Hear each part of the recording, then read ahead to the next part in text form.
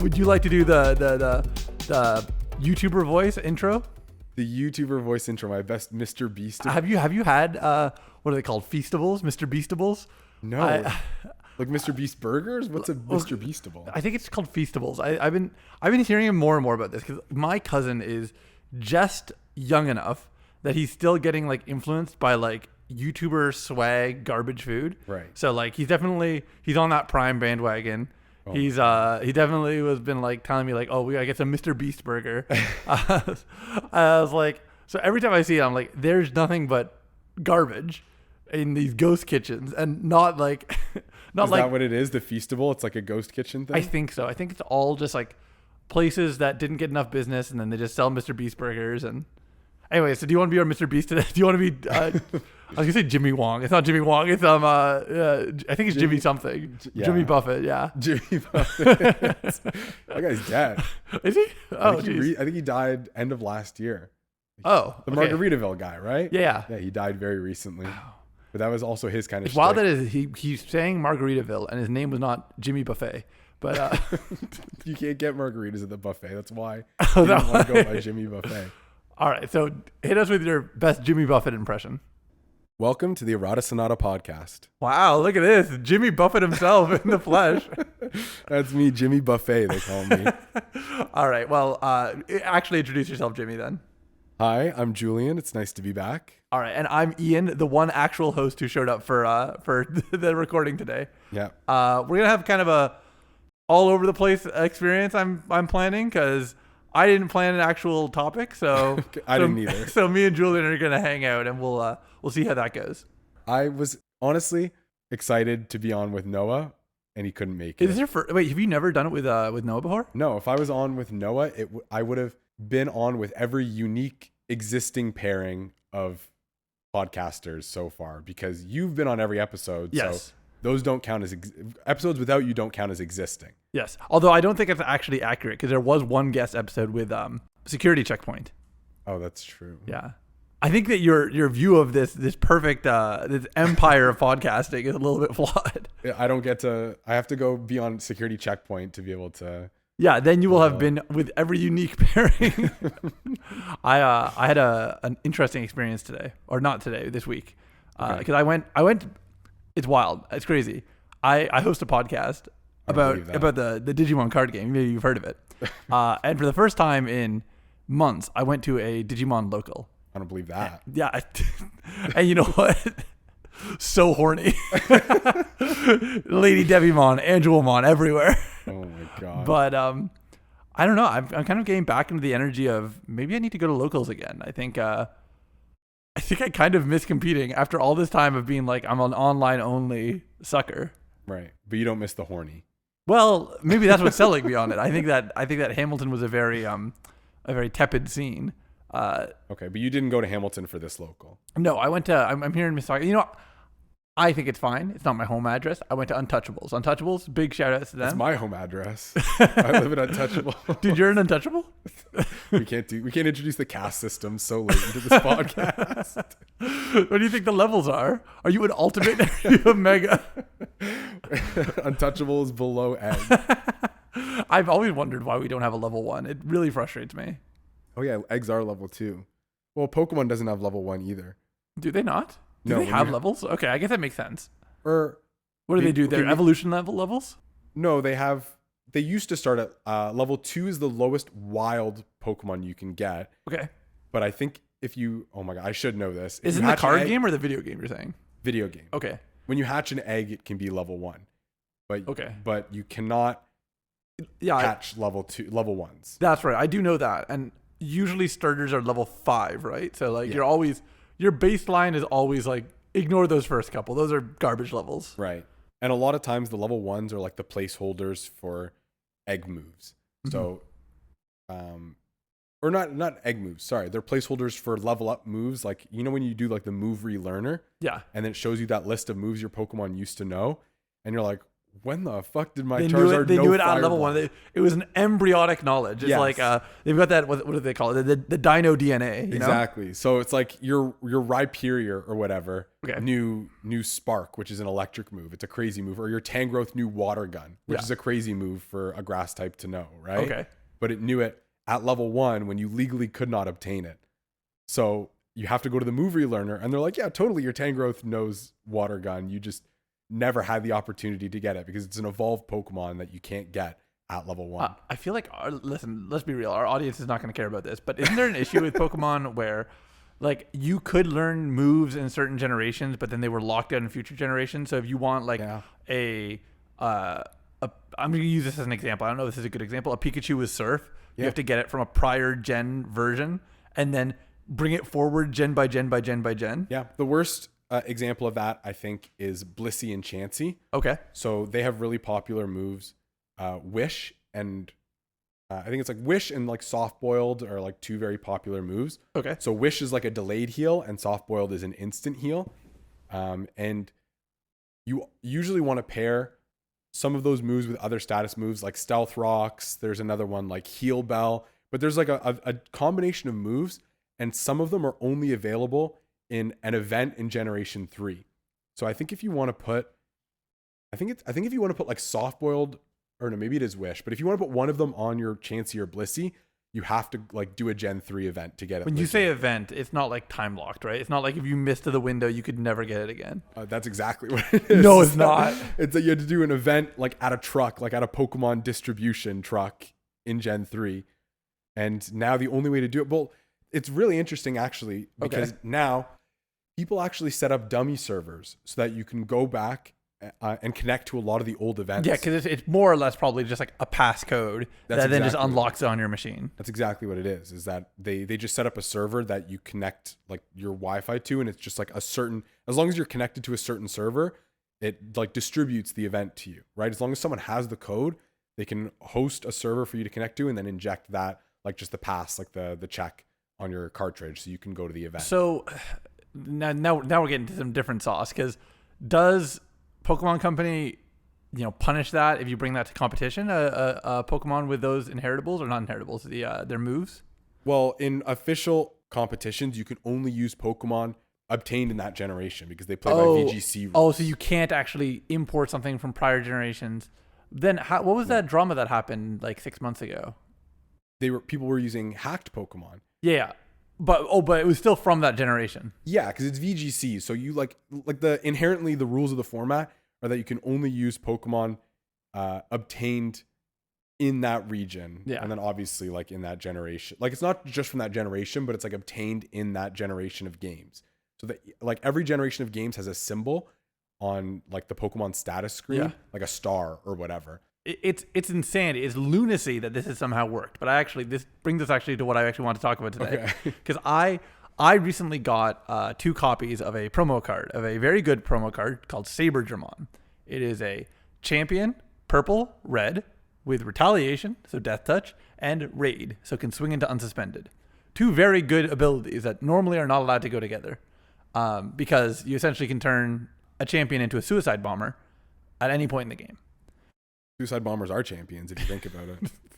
We'll cut that one. This is Birdramon, but like the black Birdramon, right? Is that what this one is? Okay, I've seen this one. I've played against it with you, and it is very annoying. It's very good. But so I played with that at the local that I went to, and then while I was there, a different promo card made an appearance in the majority of decks I faced, and it was much worse. In the much majority stronger. of decks you faced? I faced 4 decks. 3 of them were running a particular card, and that card was Promo Ukomon. It's a white rookie that can digivolve on anything.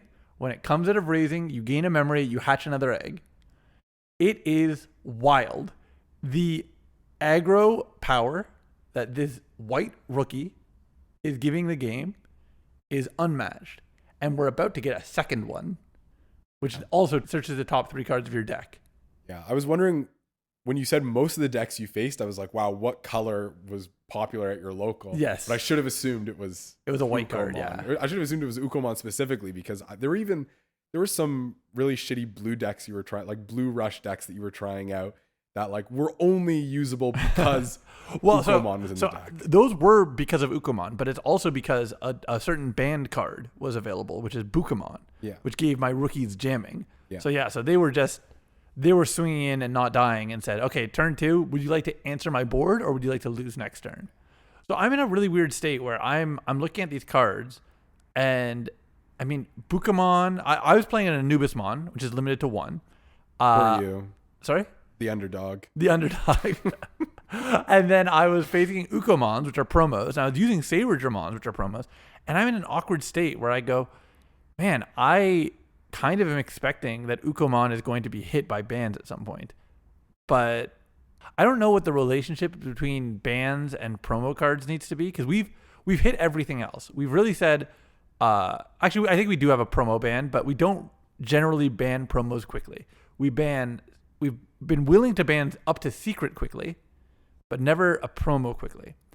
And I'm just looking at this Ukomon going, is it going to hurt the community if we released a card for $30 a copy or more, and then said, oh, everyone got their copies, everyone's loving playing it, get rid of it right now?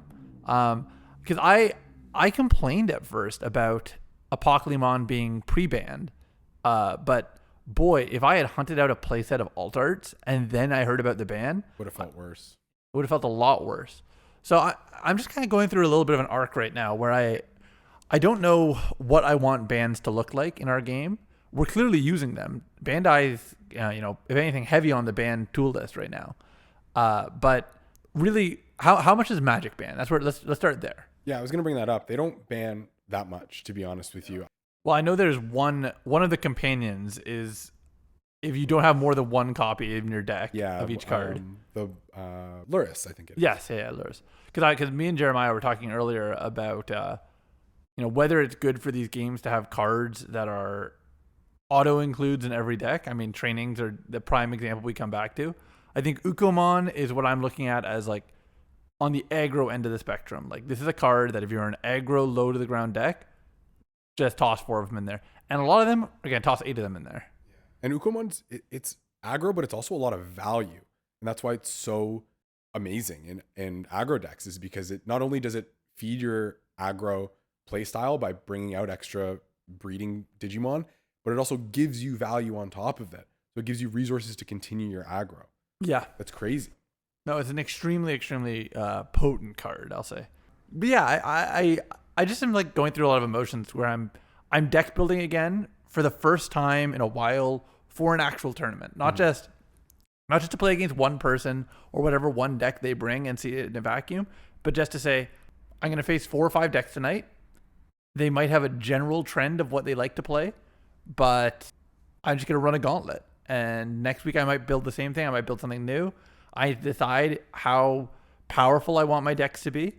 I think I faced a little bit of a reality check where I said, the reason I was thinking about Saberdramon is because I didn't have the copy before the tournament. And I said, that's fine. I don't have it, but the deck's good enough. And then I ran the deck and I went, well, shit. I could have won games if I had owned this card. Mm-hmm.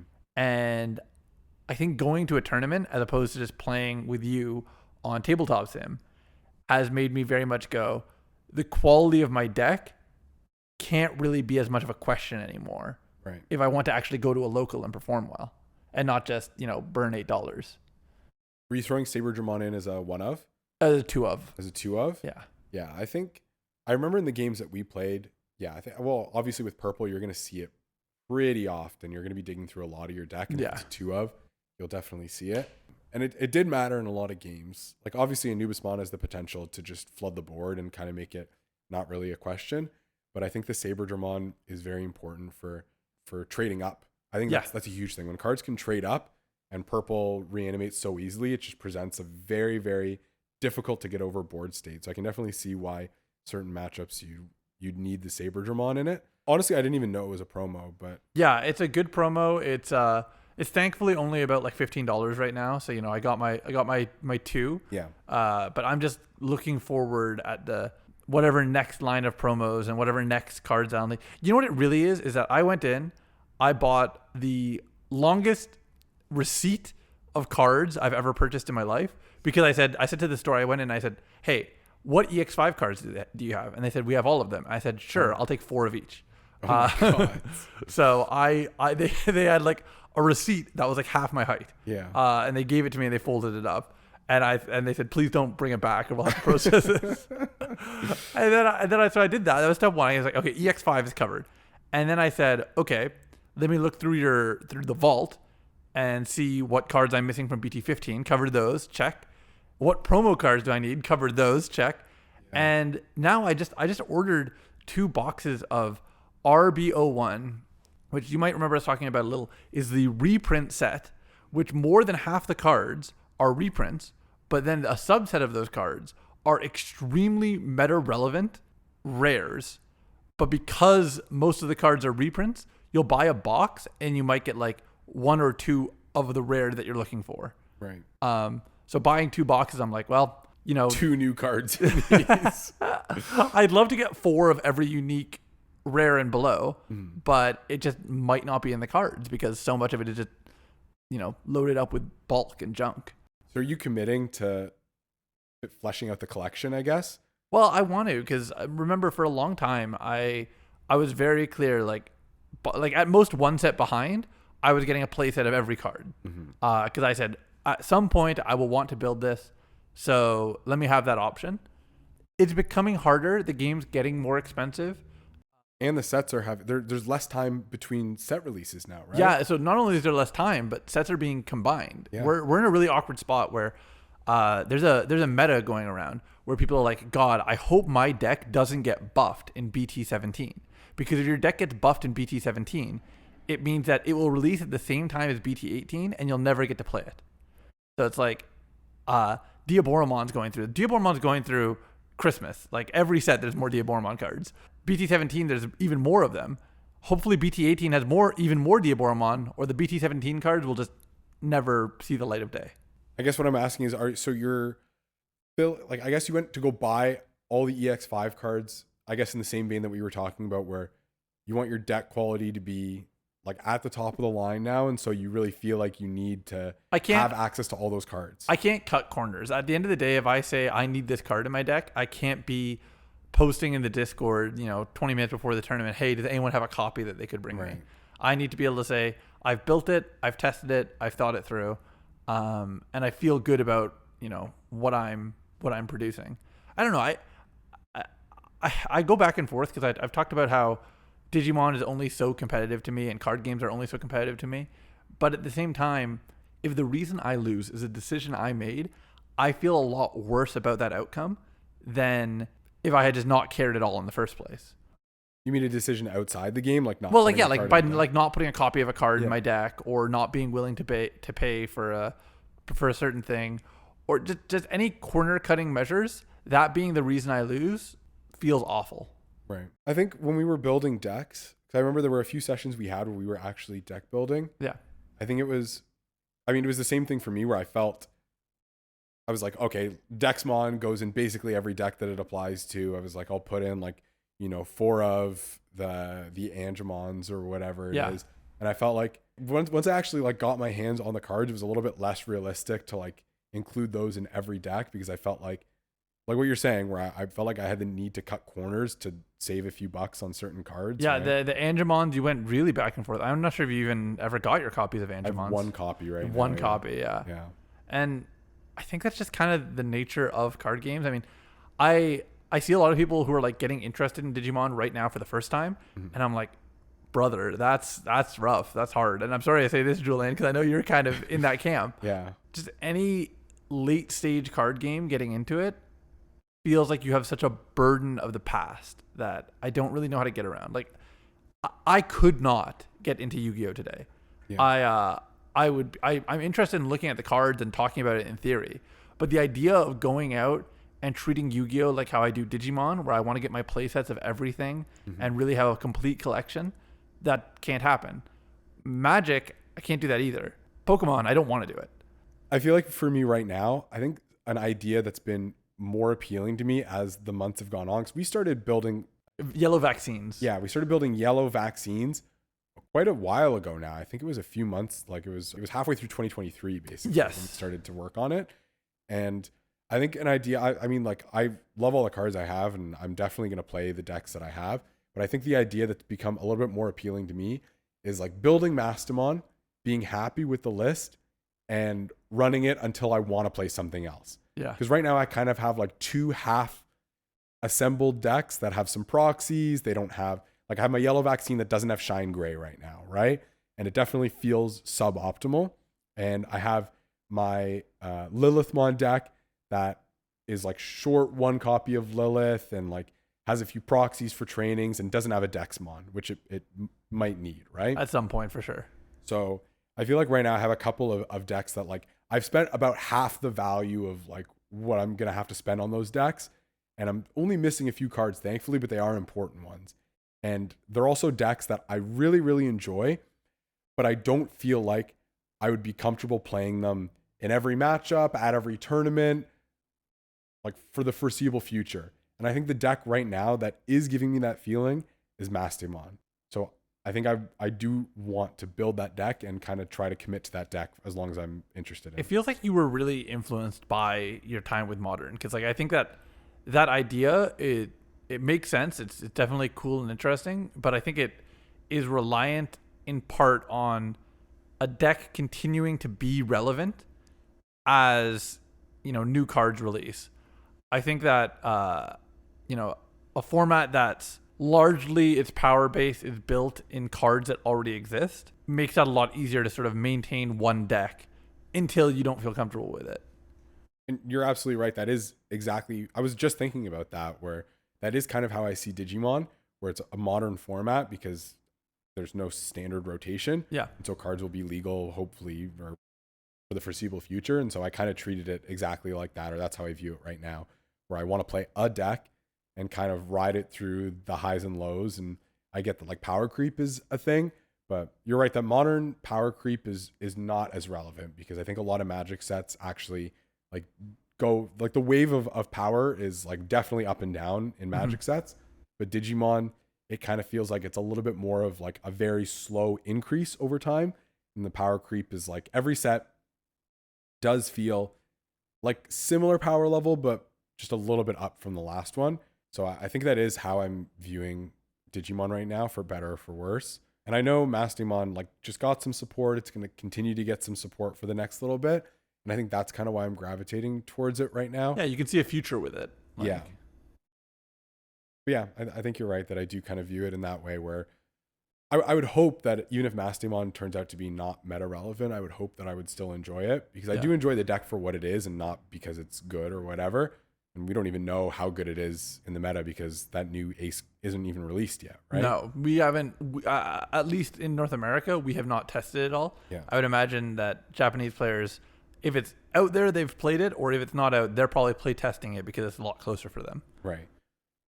I think I do. I think my love for the deck is pure right now. I don't think it's based on... It's unadulterated, eh? You're right. I don't think it's based on like the power levels or anything of it right now. I think it is a very cool concept that I'm interested in. But whether or not I stick with it might be a little bit influenced as to how strong it ends up being. Yeah. At the local I went to, I had an experience where I knew in my heart, I was like, I want to put Anubismon in this deck because Anubismon's my boy. That's what I really started with when I got into Digimon, BT5 Anubismon. But then while I was there, I saw somebody else running BT5 Anubismon, and I almost felt, you know what? He won the tournament, so I'm actually I'll shit on him because he got the packs. Right. So I can afford to be a little bit rougher. I saw that deck and I said, this is garbage. I said, how could you ever? I said, BT5 Anubismon in my tournament. And I think that mentality that you have, a more just willingness to be like, I like this card, I like this deck, I'm going to run it, I'm going to play it, I think I'm almost envious of it. Because like I feel like I'm seeing cards and going like, I'm making a judgment call of like, it's good enough to work or it's not. That's, you know, like chopping block. I think it would be nice to feel a little bit more loyalty to a deck idea, even as it falls away. And I think for myself in card games in general, I gravitate towards a lot of like the tier 2 decks, I think, because I usually end up liking a concept And then I stick with that concept regardless of whether it's good or not. And I think the only time I ever get discouraged from playing it is if it's like bottom of the barrel, like garbage, whatever. Like even in Hearthstone, for example, I was a mage player. Okay. So it didn't matter if mage was top tier or like mid tier. I would still enjoy playing mage. And throughout like my history in Hearthstone, mage was very rarely tier 1 or tier 0. It was usually somewhere around like the tier 2. Yeah, like, kind of it's good. floating in. Like, Yeah. Because mage was that's what Noah plays, right? With the whole frost mage, like like God, burst damaging, 15 damage out, like to end the game really quickly. Yeah, it's Izzet colors basically is what mage is, like just spell slinging, throwing a bunch of stuff around. But yeah, same sort of thing I think with Magic and Digimon, where I do like certain concepts and I'll stick with them, and I'd rather play a concept I enjoy that's more middle of the road than A, spend money on a tier 0 deck, and B, play something possibly suboptimally just because I'm not familiar with it and I'm not enjoying it. Yeah, I like kind of just saying, oh, I guess I'll play Greymon because it's good, but then just slapping it together and not being invested. Right, and I'm very jaded when I play tier 0 decks, where I'm like, this deck is so good, I could do anything I want and I'll still win, kind of thing. Yeah, and so I think I play sloppier with tier 0 decks that I don't enjoy. Well, Noah said something the other week to me, which was that actually he said it on the podcast to our friend Ben. Not playing the quote unquote best deck is not the wrong decision. It just might not be the right decision for you. Mm-hmm. So he's very much like, he wanted to play Mirage at Nationals. He didn't want to play Anubis. Anubis won the tournament, but he still thinks Mirage was the right choice for him. I try to open my heart up more to that mindset. That idea. I was gonna say, because you played Hearthstone, you're still playing Magic. Do you feel bad about the games that you leave behind? Like I'm worried that when I leave Digimon, I'm gonna go, God, the financial impact of Digimon like crashes in on me all at once. Because right now it's like, oh well, this is the cost of a hobby that I'm currently engaging with. Yeah. But when I'm done with it, is it gonna make me go, I regret all this time I've spent on it?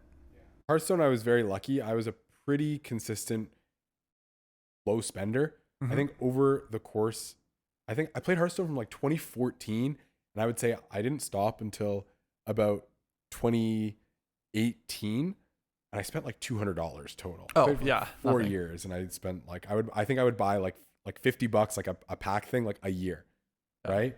Like a bundle of packs a year kind of thing. So I was very low spending on Hearthstone, and I didn't feel bad leaving that behind. I think it was about time. It just got to a state where I wasn't enjoying it, and like I did what I got Legends. So I just like I kind of hit what I wanted to, and I wasn't going to tournaments for Hearthstone because the tournament scene's kind of weird. A digital card game, so it's like the tournament scene is just not what I enjoy about physical card games, and like or going to physical tournaments rather. So I don't feel bad about leaving that behind. Magic, I'll probably feel, if I ever drop Magic like for good, I'll probably feel a little bit bad because like Magic, I've definitely spent like in the thousands for Magic. So I'll definitely feel a little bit bad if I leave it behind and those cards don't go somewhere where they're being used. Which is probably what's going to happen for a lot of them at least. Yeah, but I think Magic is at least, I feel okay because I think it's one of the games that I feel like I could be playing for a long time. Like there's some people at my locals who are like 50, 60 years old, right? Yeah. Just playing for a long time and just sticking with Commander because it's a pretty flexible format where you can play the competitive side or you can play the casual side, and you'll always have use for those cards. Yeah, I don't think I'm unhealthy with my spending habits, to be honest. I think there's some people that I see and buying a box a week, for example. That's something that some people can do. I can't do it, right? No. And to be honest, I just also don't get the appeal. Like once I've gotten 90% of the cards I want from a set, I every time I have a pack in my hand, I'm like, do I even open it? What do I do with this? Mm-hmm. I get that people enjoy the pack opening experience, but I don't want to engage with it beyond the point that I have to. Yeah, I totally agree with that. I'm trying to think of any other habits. I don't think there's really any other hobby that I have that I've financially invested in to the point where I'd be uncomfortable letting it go. I'll be earnest. I think that I feel less financially invested in a lot of my hobbies than I do temporally, I guess I'll say. Yeah, no, I was going to say that too. I think, well, like for example, like you build your PCs, right? I don't build PCs, but I do a lot of gaming. Right. But like you buy, even if it's a pre-built, like you purchase a PC. Yeah, I put a lot of thought and time into choosing a PC. And Right. After I got a pre-built, I'm now upgrading it. Right. So PCs like in Canada are a few $1,000s. Yes. Right. Like you're going to spend probably upwards of $2,000 on a PC if you want like a good gaming one. Yeah. And then plus all your accessories, right? Your PC's really only going to last you 5 years before you either replace it or look to upgrade it. I've done that a few times with my PCs now, right? Where I've spent $2,000 on it. And then after 5 years, I buy a new one. Right. And it's like, does it feel bad to leave it behind kind of thing? It's like, kind of, yeah. But I mean, it's kind of what you accept that like your hobby, you're going to spend time and money on your hobbies that you enjoy. And you can't really like fall into like the sunken cost or, you know, feel bad about like the money that you spent on it, because like you've spent that money, you should consider it gone. Even if you're still engaging with that hobby, the way that I see it is that you have to see the money as gone, right? That's not a bad thought process. I think that's pretty fair. It's unfortunate because I mean, as I said, like it comes down to time for me more than money. Because like I don't mind the idea of my PC is gonna age, and you know at some point I'm gonna have to replace it or upgrade it, and that will come with a bill. What I feel is I got pretty good at Guilty Gear. Yeah. Then I stopped playing it. I got pretty good at Street Fighter, and then I stopped playing it. I got pretty good at HDR, and then I stopped playing it. And I think that when I look back at a game and I go, okay, I put 100 hours or more into improving at it, and then there's not like an end point. It's like the journey was it. I think sometimes I do feel a bit of dissatisfaction that there wasn't like an end point. That's why I think tournament structures were always appealing to me, because I went, oh, well, the end goal is to go and compete and perform, and like that is proof of my effort. And I always say that like fighting games are like, it's a dialogue between me and my opponent. Like we're expressing ourselves by how we play. But yeah, I think Street Fighter has been making me feel something of that recently, where I haven't looked at Street Fighter 6 months. Yeah. And that sucks, because I put over 100 hours into, you know, mastering Manon, and then just said see you later. Did you hit master? You were diamond with? No, I was master. I'm kind of a fucking gamer, didn't you know? I played Street Fighter, I think 2 sessions of Street Fighter last week. Oh really? Okay. I thought you were done. I was kind of done, but I played it because I think Ed came out and my friend wanted to play, and so I was like, sure, I'll play Street Fighter, right? And then Jamie got a buff, and my friend wanted to try Jamie, my other friend, and so I played with that other friend as well. And it's a fun game. It's just I'm kind of at a point where there's like so many fighting games that I wanted to try, or like, you know, put time into. Like obviously I still love Guilty Gear, but I haven't played Guilty Gear in a few months. Yeah. Right? I want to try that. So Strive we're talking about, but I've also wanted to try XX, like ACR, right? Because I've actually been watching some tournaments for ACR. And it's a good game. Sick. It's a really fun, fast game. Yeah. I think it's sick, and I'm really interested in Testament. So I've been watching Safri. I think Safri's the Testament player. But my friend wants me to get into ACR, so I've actually I bought it. It was like $5 this week. Yeah. So I've been wanting to get into that game. Street Fighter I've been wanting to get back into. Are you still playing Grand Blue at all? No, fuck no. That game is, have we talked about Grand Blue on the podcast? I don't know, but I think we did, because friend of the podcast, Jesse, messaged me and said, hey, how you been? You know, is life good?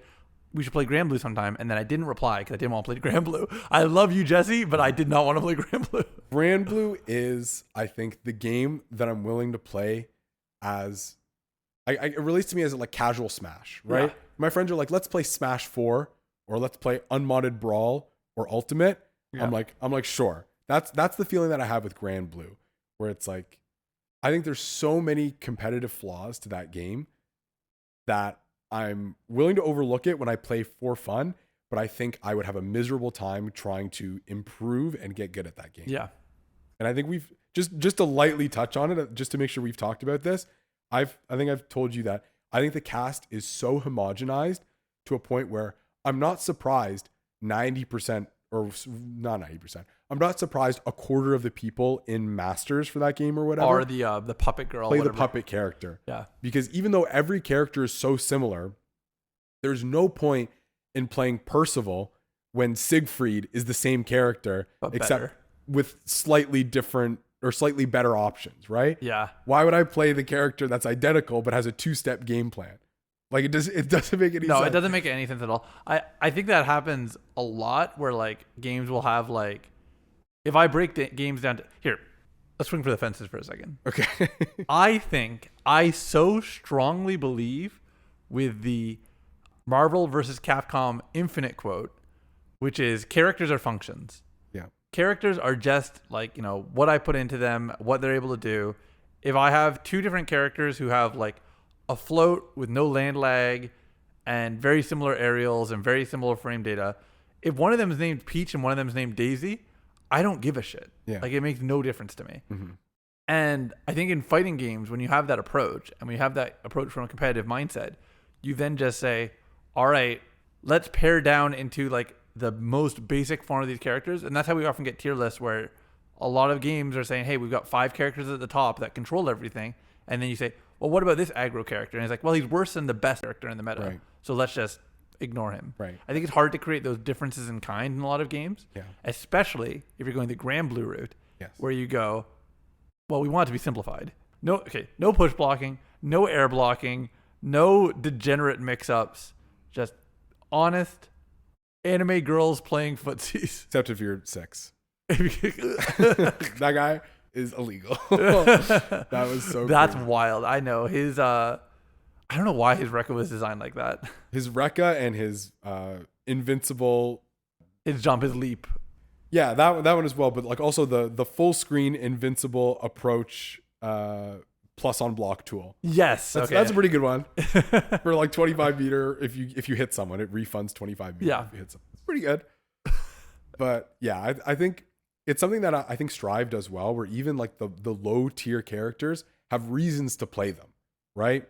People love Potemkin. He's one of the highest, I guess like highest pick rate characters. Yeah. Him and like Zangief in Street Fighter. I think Street Fighter does it pretty well as well. Yeah, grapplers are pretty pick me. Right. Grapplers are pick me characters. Like people will just love getting the big grab. And that's kind of where I get into it, right? With like Grand Blue, I think there's so many characters that it's like this character is this other character, except with an extra step in their game plan.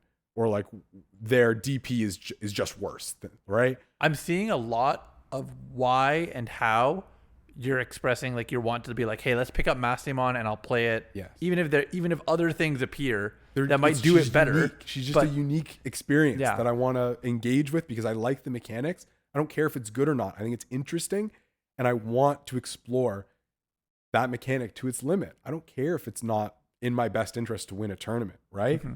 It's something that I want to explore. And if it's a mistake, then I'll deal with it, right? Yeah. Like it's just something that I want. I know I want. That has been how I've like played in events. I don't know what it is about coming back to the game that I'm feeling the sweat.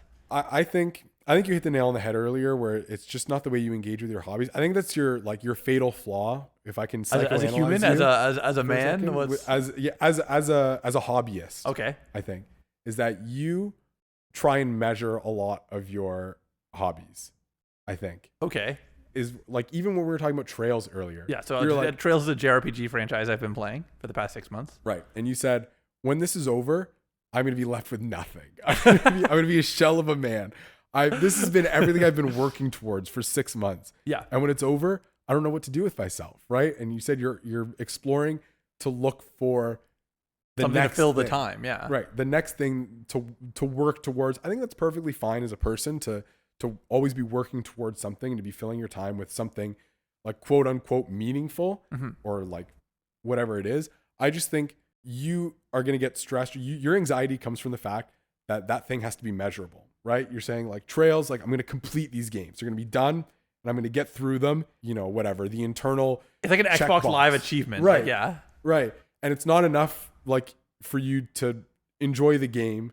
And then, like, I don't know, like, would you ever consider drop it? Like, did you drop any of the Trails games that you didn't enjoy? I could never. I would sooner die. That's what I mean. Is you never, like, even some of the games you said you disliked, you couldn't just stop it and move on to the next one because you had to finish the game. It's part of the journey. Yeah, it's part of the journey. And I think you feel that way, if I can project, about a lot of fighting games as well, where you you expressed this even getting back into PM, where you said, I want to get back into PM, but I'm discouraged because I don't feel like I'm at the same place I was when I quit. Yeah, I felt like I had atrophied. Yeah, you said you had atrophy for the skills that you developed while you were playing and competing, and that it was discouraging to come back and not feel the same. And I think it was because even though you enjoy the game, and I think it's safe to say that you love PM. And I do love PM. I love competing. I love playing. I love how it feels to move in it. You just got discouraged that you had put in a certain amount of time that you associated with your skill, and then you felt like waiting a little bit and coming back discounted some of those hours or some of that effort that you put in. It's like I felt like in part the time had been stolen from me. Right. And like maybe that's not healthy, but like it's hard to like not feel that. It's hard to not feel like, you know, I've put time in, I want to get reward out. I do think you're right. I measure a lot. I measure the time I put into trails. I definitely am like, okay, I sat down at the start of it. I said it's gonna be 100 hours a game. I'm gonna get through it in this period of time. I'm going to hopefully enjoy the whole experience. But once I started that, it was like, this train has left the station. It is getting to the end. And I think with PM, I cared about and I invested myself in, and I felt like I was carrying it. I felt like I was like going like, okay, if nobody else is playing PM, I'm playing PM. I'm going to keep tournaments running for it. I don't care if it's financial loss. I don't care if it's a time loss. And at the end of the day, when I stopped playing as much, it did take that hit. It did go down. It felt like, man, all that time keeping it propped up didn't matter, because today, if I go to McMaster University, which is where I went to school, there is not a PM community. Right. Not a good one. Not a good one. No PR players there. That's kind of how I've always been, though, to be honest. Like I started a D&D club in high school, and then I left, and I very much like close that chapter of my life, and it kind of, you know, fell away. And I felt frustrated in the same way, where I was like, man, I really built this thing up that I cared about. It got to like 30 people while I was at school, and then I left, and like 2 years later it was like 5 kids, and the next year it was gone. I think PM went through that arc faster. I mean, Fate Unlimited Codes, I invited Julian over tonight mostly to play Fate Unlimited Codes, and then he said, okay, but I gotta go after the podcast, so unfortunately no Fate Unlimited Codes for me tonight. But I just feel this sensation that like I want to prop up these experiences. I want to build a community. I want to be a part of it. I want to get better at it. But then it's hard if there's not an end point. Like, oh, nice, I built the community, now it will survive past me. Oh, cool, I got better at this game. I will continue to be this level of good at the game, even if I stop like looking at it for a few months. Yeah, this has been a little bit more introspective than I expected for a Digimon podcast. I feel sometimes like in a dependent relationship with my co-host, because I'm gonna bring up Noah again while he's not here. He gets frustrated with me because he wants to do a lot of for fun experiences, like very much like, hey, let's get on a Minecraft server and play this mod together, and then kind of be done with it. And kind of be done with it, yeah. Like, you know, whatever, we do it for 2 nights, that's fine. Like, you know, or we do it for as many nights as we want. And I very much feel the sensation of, well, where's that going? What am I getting out of it? Like, I'm not going to get better at Minecraft in a way that I care about. I'm not going to build something that I'm going to want to look back on. I'm not completing something like with Trails or like a JRPG that will feel like, oh, nice, now that I've completed this, I have a notch on my belt, or, you know, something to discuss with other people. I just feel like when I think about those temporary experiences, I think of them sometimes as just burning time. Right. I think that's valid, but the way that I see the hobbies that I engage with, honestly, it's kind of like it's a business perspective. Okay. I explain myself. So when I engage with a hobby, I kind of view it as like opening a new business, right?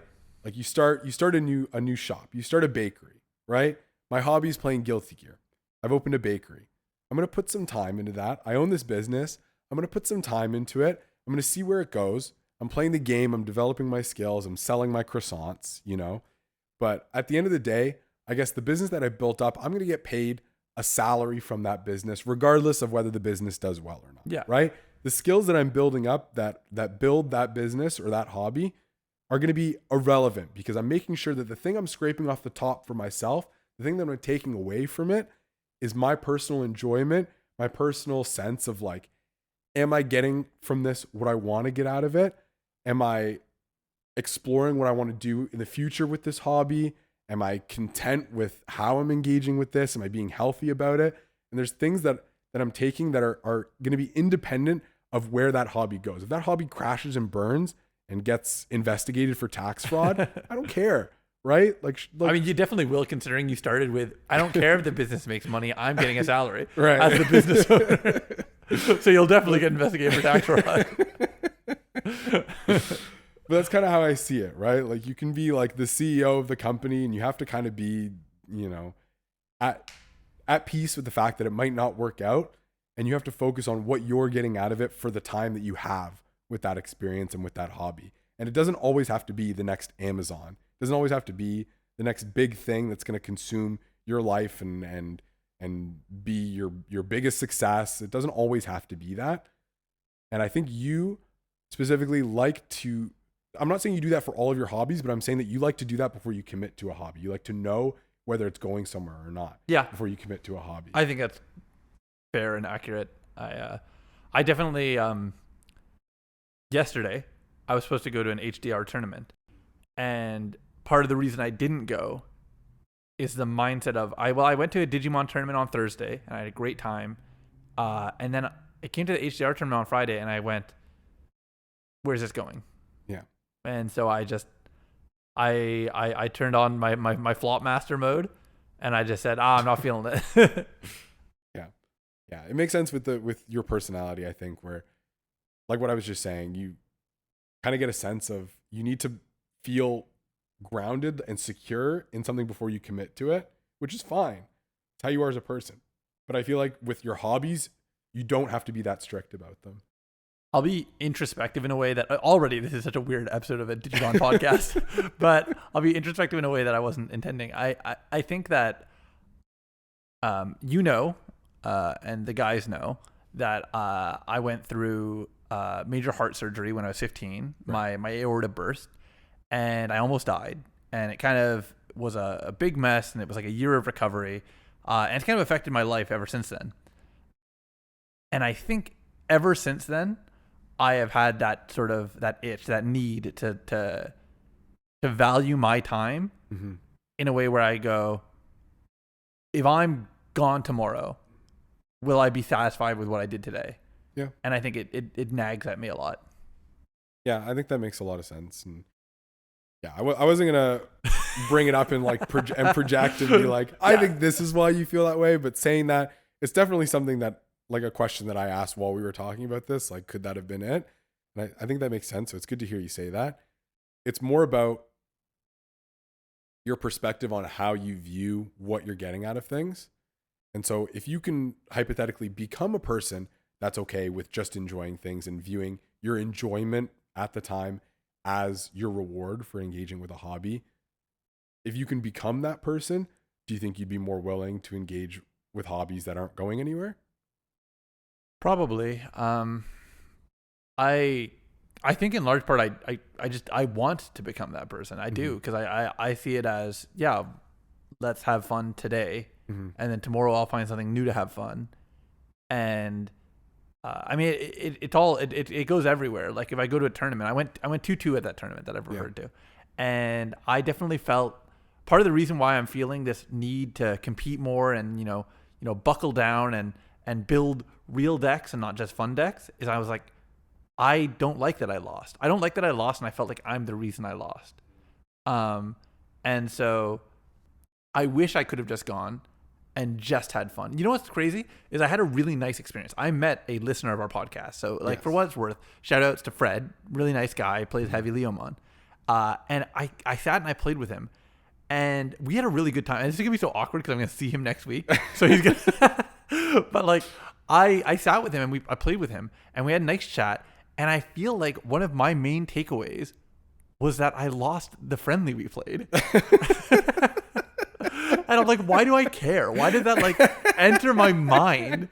But I was playing against him, and I was like, I told him, I was like, I've never actually played against Heavy Leo before. I was like, oh, no worries, I'll show you. And I made one mistake on one turn that screwed me over and lost me the match. All you've been thinking.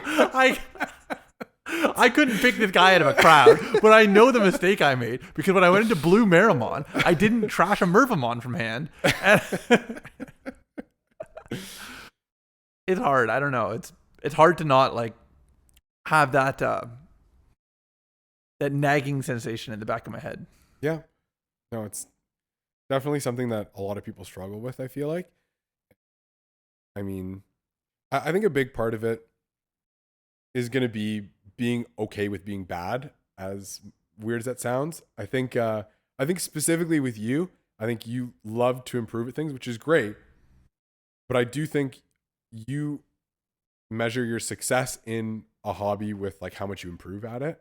Yeah. Or like even with trails, it's like it's not really a measure of like how much you're improving, but it's kind of like it's a badge of honor. It's like when I'm at the end, I'm gonna be like, I've played this 1,200 hour experience, right? And you fucking losers haven't. No, but like it feels good to like have to be able to say that I've got like the full experience of like start to finish of this franchise, which is funny because it's at its halfway mark. There's another 1,200 hours yet to be released. And I think that's why, and we've seen that a couple times. Like even when we were talking about Grand Blue, like I said, I'm fine to play Grand Blue as long as it's like with friends, casually in an environment where we don't care about what's going on. And I feel that way about Street Fighter right now, but Street Fighter is definitely a game that I could engage with more seriously. But even Strive, I would say is probably like my best fighting game. Like I think I'm better at Strive than I was at PM. And so we went to Toryukin last summer. And we bombed. I went 2-2. Yeah. Granted, my first match was against Peppery Splash. Yeah. They put me as absolute bottom seed of a tournament, and I ended up going 2-2. And so, like from a competition perspective, I'm really proud of that. I started as bottom seed, and I beat my seed by 2 wins. Right. So like I'm happy with that, but also like I'm just grateful that I got to go and experience that, and like I'm very happy with how I did, and my takeaway from that tournament was that I got to play 30 games with Peppery Splash as friendlies and just talk to him. Yeah. And we got to meet him. He was a super nice guy. How many of them did you win? I won 3 of them. I think we went 30-3 or 27-3.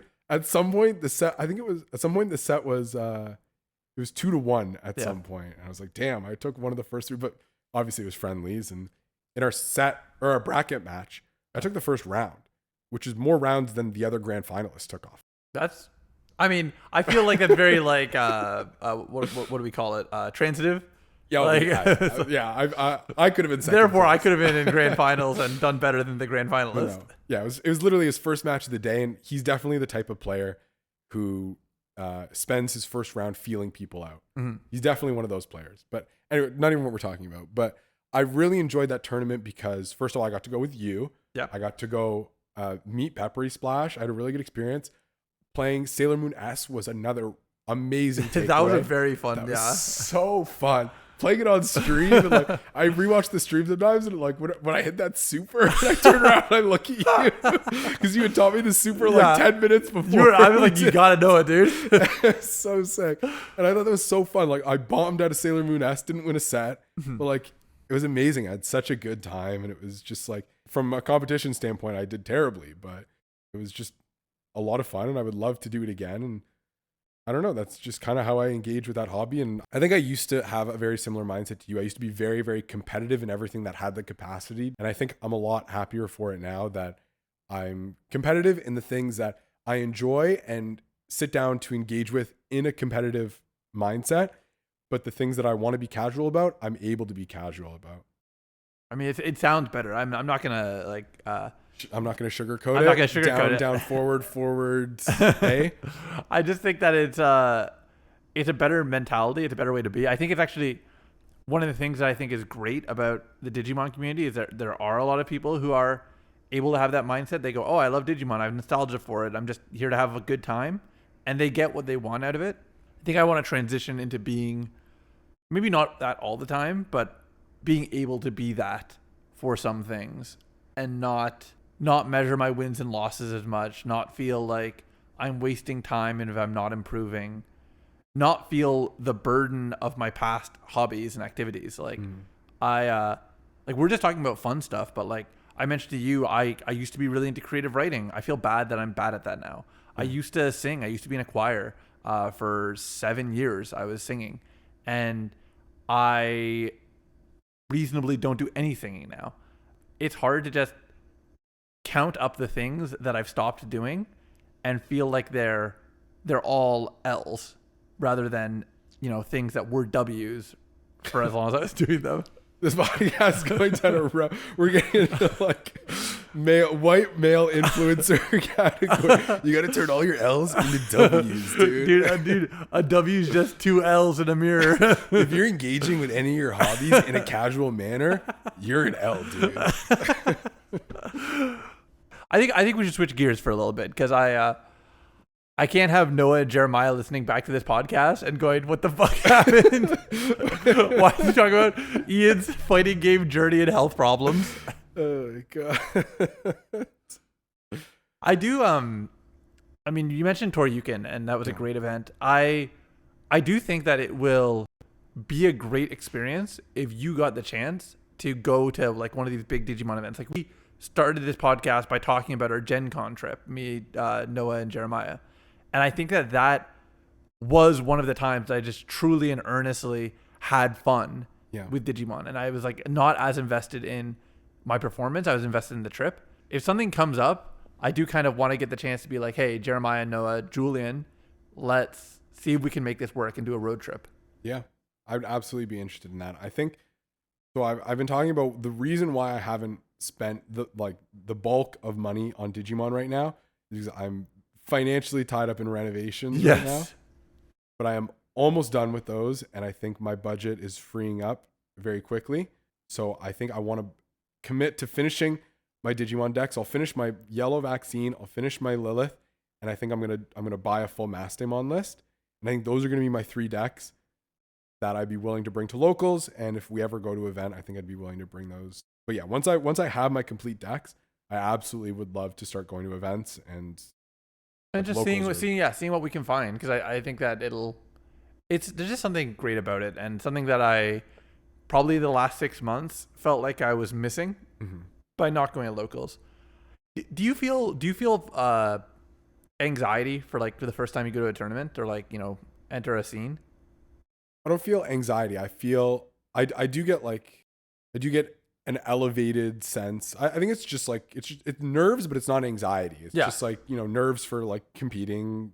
I don't know. It's just general excitement. But I felt like I was going to not like the Mississauga community for no reason than just I didn't know them. Yeah. And so I almost convinced myself to not go to locals for months. Just because I was like, well, I know people play Digimon. I'll play Digimon online. I'll get better at Digimon, but I won't have to put myself out there in the way that going to a local would feel. And for what it's worth, other than the fact that they're a very horny community, they're a very good community. Right. I think that the Mississauga Digimon scene has actually gave me a great local experience and really made me go, wow, this is probably just a great experience that I want to go back to and try again. Probably with the mindset of shifting how I enjoy it. Did you know any of them before you went? Casually, one or two I had interacted with before, but the majority of people who I hung out with on Thursday, I met on Thursday.